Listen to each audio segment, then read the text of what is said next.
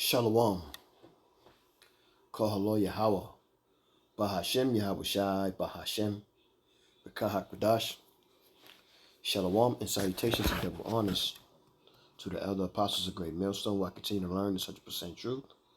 Yahweh Shem Yahweh Shai Barakatham. Shalom also to the elder bishops out of Connecticut, the elders and the prophets and the teachers and evangelists of Great Millstone, who I also continue to learn this 100% truth from.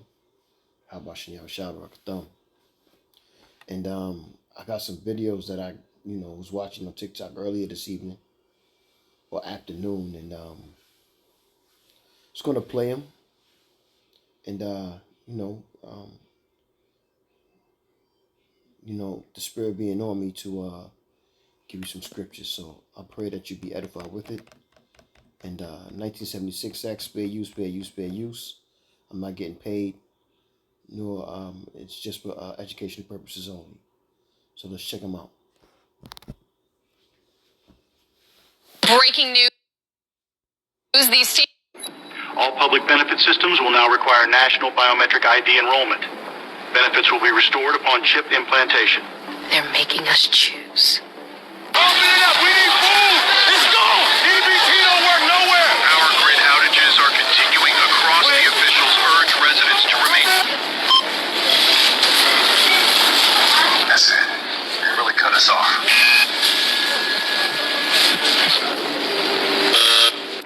Mama, is this all we got?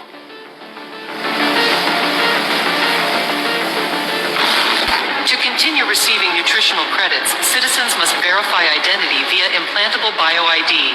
Please remain calm and follow the directions of registration officials. Can you run it again? It's not taking any of it. Did yours go through? All the cards are down? Hold still. No chip, no eggs. But I just... Move along, ma'am. Come on, baby. Mama? Is this all we got?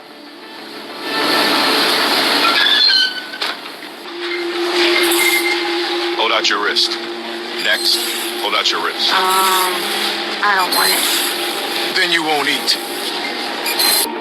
They said it'd come. We just didn't know it'd be like this.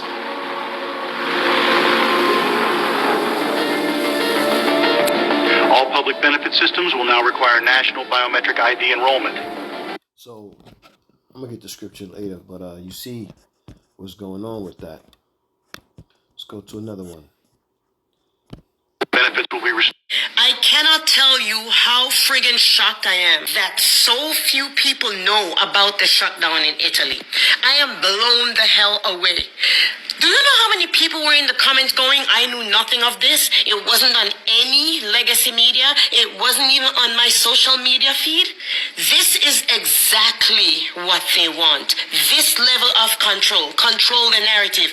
Do you think they really want us to know that an entire country shut down in protest? Everybody united, got together and said, we are not doing this anymore? They don't want that. And I am blown away that so many people did not know about Italy's shutdown. I'm telling you, go look it up. That shit is powerful as hell. And I promised I would not make any more political posts. My husband is not going to be happy with me. But we have to speak up. And this is the level of FAFO that we need to have. Every time, this is what we need, what Italy is doing right now. All right, let's get another video. So you see what's going on all across the world. I cannot tell. It's a simple way to get everyone to accept the mark of the beast. Starve them out, make them homeless, and keep them sick. Oh, and as far as you talking about the EBT card holders looting stores, that's not going to happen. You see, all it takes is for one city, one store, it doesn't matter what it's to happen to. The news gets out there immediately. Guess what happens? Trump sends out the military, not the National Guard. I think y'all forgetting. He got the military on standby. What we saw on these videos of they meeting, that was what they wanted us to see. But you got to remember, the camera turns off. And they had their own private conversation. Why do you think some of them stepped down and got the fuck away? Because of the news that they heard. But I'm going to get deeper into this. You see, they need us to beg them, because martial law is going to come. Once anybody think about looting, it's going to come. You're stuck in your home. Now, all of you out there that's talking bad about the EBT card holders, thinking to yourself, me and my family okay. I'm going to be honest with you, no, you're not. No, you're not. One or two things going to happen. One, it's going to run out eventually. Two, when ICE, National Guards, or whoever come to your home and don't think you above nobody else that they can't come inside your home, guess what? Their mission is to make sure they make it as uncomfortable as they possibly can for you. It has to be done. Make the people beg. Cripple them. Knock them down to the ground. So then when they come out and say, well, I'll tell you what, we're going to wipe away your credit. We're going to do all of this. Make sure you eat. We got 15-minute cities, homes for all of you. But all you got to do is just take this little pinch right here, and you and your family okay. You know what? Without a second thought, millions and millions and millions and millions of Americans are going to do it. The ones who don't do it, they're going to try to put up a fight for a minute. You're going to have many people do it. But here's the problem with it. When you're looking at your kids starving, your wife, your husband, or even your damn self starving, you're going to be like, you know what? It don't matter anyway. I'm going to die. You're going to take that mark of the beast. Get ready for it. It's the simple way. You hear that? And he's right. A lot of people are going to take it because To get everyone. Starting November 1st, 2025, the UK government will introduce a nationwide curfew, and it's about to change everything. From 11 p.m., you can't leave your home unless you have official permission. Yes, you heard that right. A nationwide restriction that will impact every citizen, from night shift workers to families. If you step out after hours without clearance, you could face fines or even penalties. The government says it's for public safety, but many are questioning its true purpose. Supporters insist it's just temporary, but we've seen how temporary rules can sometimes become permanent. Imagine a world where the government decides when you're allowed to go outside. What's next? A permit to visit family? A license to take a walk? As November 1st draws near, the stakes couldn't be higher. What happens when this restriction becomes the new normal? Once this rule is in place, will it be the first of many changes that limit how we live our daily lives? Starting November 1st, the UK is about to take a step toward a future where freedom has a curfew. Starting... you hear that? It's going down, y'all. Just before you know it, it's all in your face. There's nothing you can do about it. Let's see if this is... November 1st. There's a pattern that has destroyed every major empire in history. Not conquest, not invasion, not revolution. Economic collapse.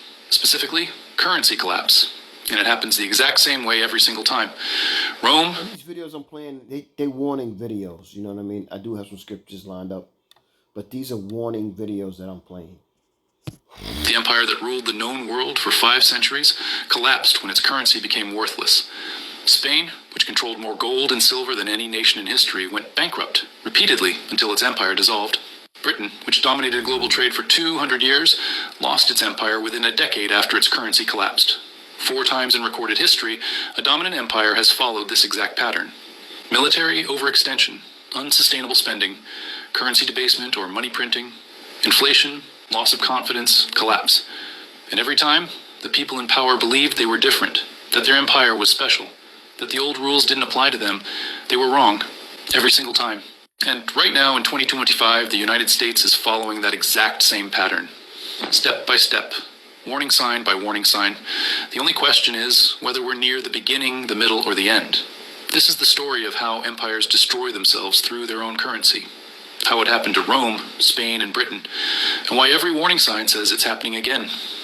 Let's start with Rome, the empire that dominated Europe, North Africa, and the Middle East for over 500 years. At its peak, Rome controlled 60 million people across 3 continents.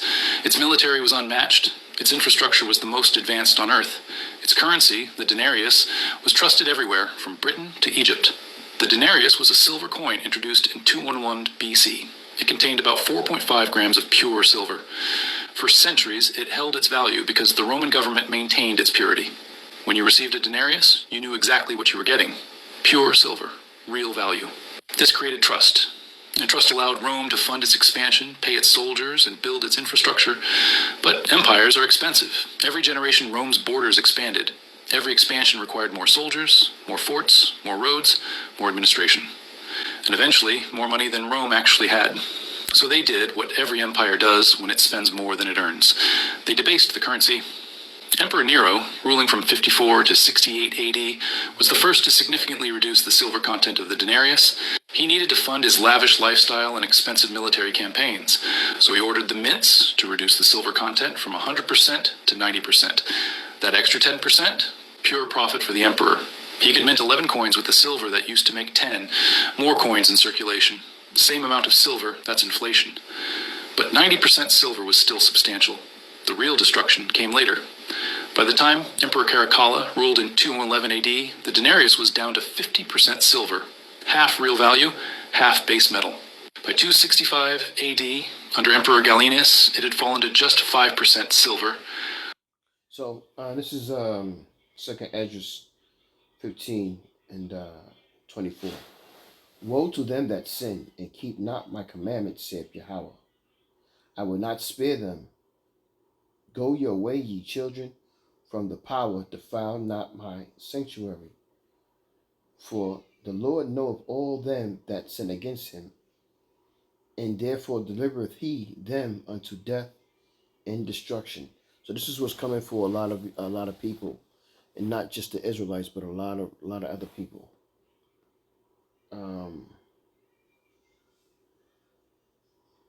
2nd Esdras 15 and 15. For the sword in their destruction draweth nigh, and one people shall stand up to fight against another, and swords in their hands. For there shall be sedition among men, and invading one another. They shall not regard their kings nor princes, and the course of their actions shall stand in their power.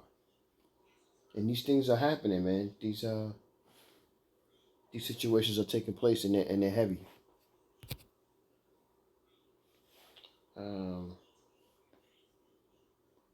Let's see.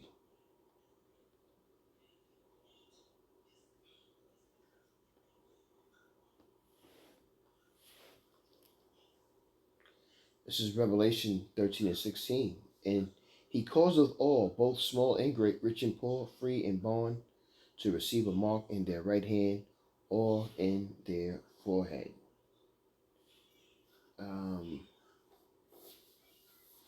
Revelation 19 and 20. And the beast was taken, and with him the false prophet that wrought miracles before him, with which he deceived them that had received the mark of the beast. And that's what's going on. Like the man just said, the Jake that was saying that he was giving you the breakdown of how they're going to get you to take that chip, is they're going to have you begging them.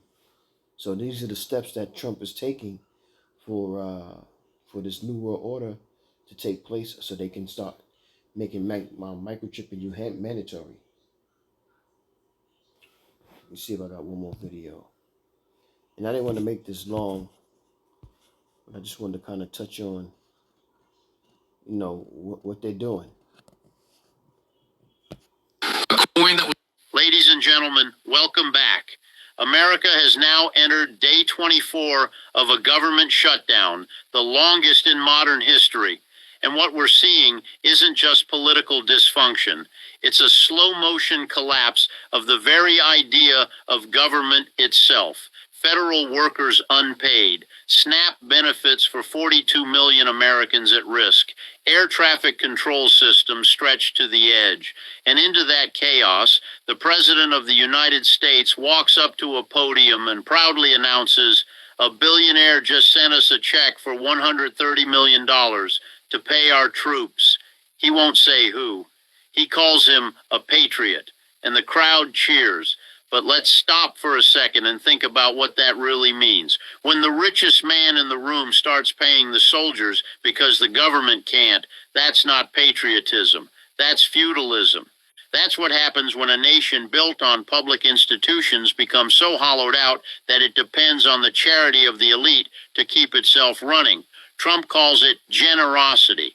But what it really signals is the privatization of government responsibility. the replacement of democracy with the dollar.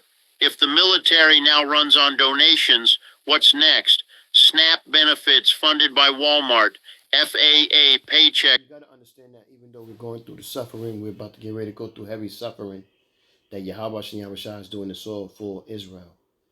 And he's he's purging the ones that he doesn't want, the 2/3. This is Jeremiah 30:20. Their children also shall be as their aforetime, and their congregation shall be established before me, and I will punish all that oppose them. So the Most High is working for us. Well, not working for us, but he's putting us on top of everybody. Esau is declining and Jacob is rising. If you can't tell, then you just don't understand.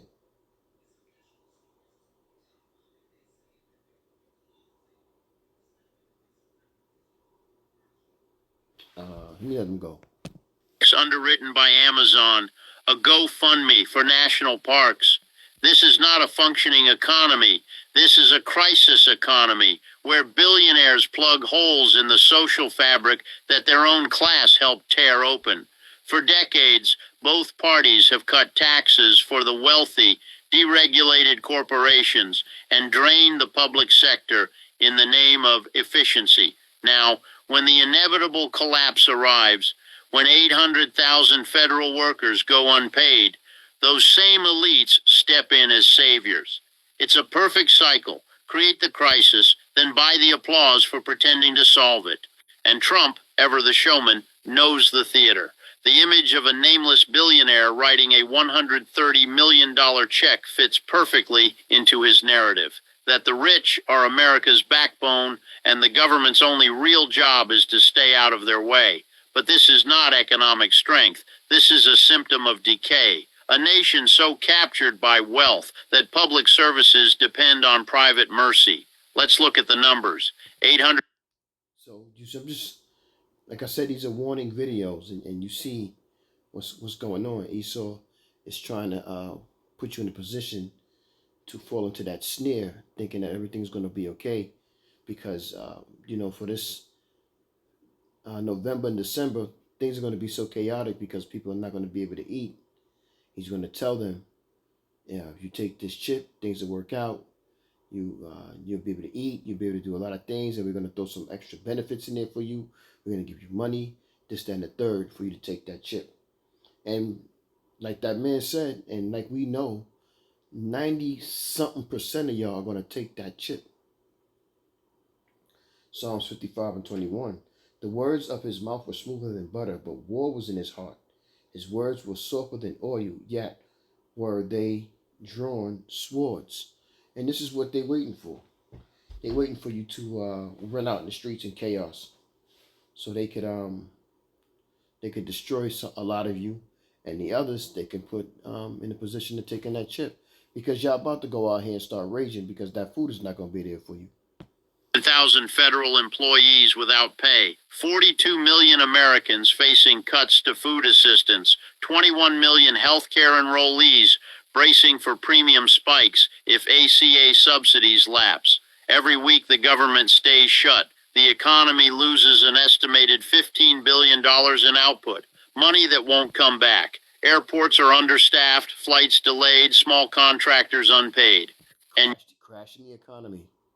Yet, in the middle of this economic self-strangulation, the White House stages a feel-good headline about billionaire charity, as if that erases the fact that the system itself has stopped functioning. When the public sector collapses, it's not the wealthy who suffer. It's the TSA agent, the janitor at the VA hospital, the mother relying on food stamps, the air traffic controller keeping planes from colliding. And what message does it send when the president boasts about private bailouts instead of ending the shutdown? It tells workers one thing: you are expendable. The system will find a donor before it finds justice. Ladies and gentlemen, welcome. I'm going to say you edified with that, man. I just wanted to speak about that real quick. I'm going to say, call on Yahweh, Bahashem Yahweh Shai, Bahashem Rakak Radash, Shalom. Salutations again and double honors to the elder apostles on down, and Shalom to the elect. Abba, Bo, Shalom.